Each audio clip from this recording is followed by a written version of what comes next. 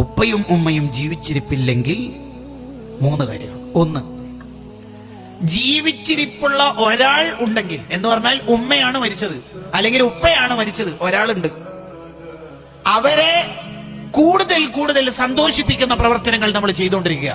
എന്നാൽ മരിച്ചുപോയ ആളെ കൂടി അതൊരു സന്തോഷിപ്പിക്കലാവും. ഇവരെ കൂടുതൽ സന്തോഷിപ്പിച്ചാൽ അതുകൂടി മേക്കപ്പ് ചെയ്തു പോകും എന്ന് ചുരുക്കം. ഒന്നതാണ്. ഉമ്മയുള്ളൂ, നല്ലോണം സന്തോഷിപ്പിക്കുക. ഉപ്പാനെ കൂടുതൽ സന്തോഷിപ്പിക്കാനൊന്നും കഴിഞ്ഞിട്ടില്ല. ഉപ്പ പെട്ടെന്ന് മരിച്ചുപോയി, അല്ലെങ്കിൽ ഉപ്പ മാത്രമേ ഉള്ളൂ, ഉമ്മ പോയി, അപ്പോൾ ഉപ്പാന്റെ കൂടെ തന്നെ പരമാവധി സമയത്തുണ്ടാവുക. എന്നാൽ ഉമ്മാക്കും സന്തോഷവും ഉപ്പാക്കും സന്തോഷവും. അത് മേക്കപ്പ് ചെയ്ത് പോകും. 1. 2,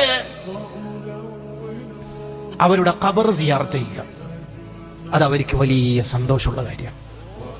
മക്കൾ അവരുടെ ഖബർ സിയാറത്ത് ചെയ്യുമ്പോൾ ബാക്കി ഖബറാളികളോട് ഈ ഉപ്പയും ഉമ്മയും അഭിമാനപൂർവ്വം പറയത്രേ, അവരും ഓരോരുത്തരും അസ്സലാമു അലൈക്കും ദാറ ഖൗമിയൽ മുഅ്മിനീൻ എന്ന് സലാം പറയും. നിങ്ങൾ എല്ലാവരും പൊറുക്കിയെടുക്കാൻ പോകുന്നില്ലേ?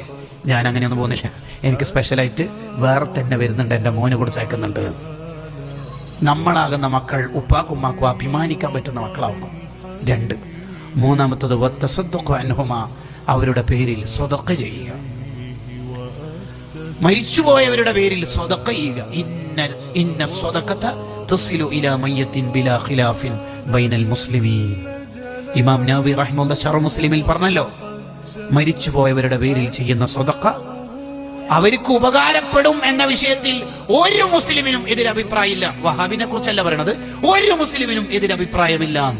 ഇന്ന സ്വതഖത തസിലു ഇലാ മയ്യത്തിൻ ബിലാ ഖിലാഫിൻ ബൈനൽ മുസ്ലിമീൻ. നൂറ്റാണ്ടുകൾക്ക് മുമ്പ് ഇമാം നവവി റഹിമഹുല്ലാഹ് അവിടുത്തെ ശറഹ് മുസ്ലിമിൽ എഴുതി വെക്കുന്നുണ്ട്.